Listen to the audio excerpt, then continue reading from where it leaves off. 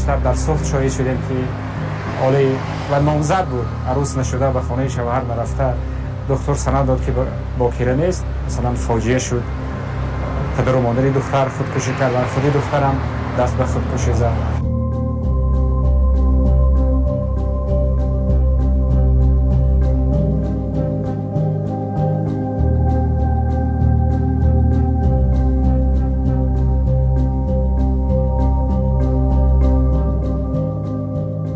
تشخیص بکولاد البته پس میزند شمع شرفی دختر و دختر تاجیک رو. اگر مثال همون مرد که با همون زن خانه‌دار شدنی است باوری نداشته باشد مجبور نشود که آن را برد.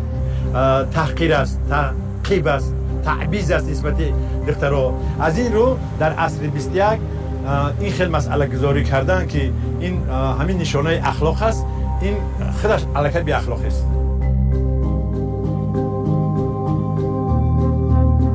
نفس کنند برای که من راضی ام. منم اول من با معقول نشد، لیکن بچه‌ها بسیار فریب میکنن. از کجا میدونن؟ و در تولد کردگی ها خودشون دختر کرده، شوهر کردگی.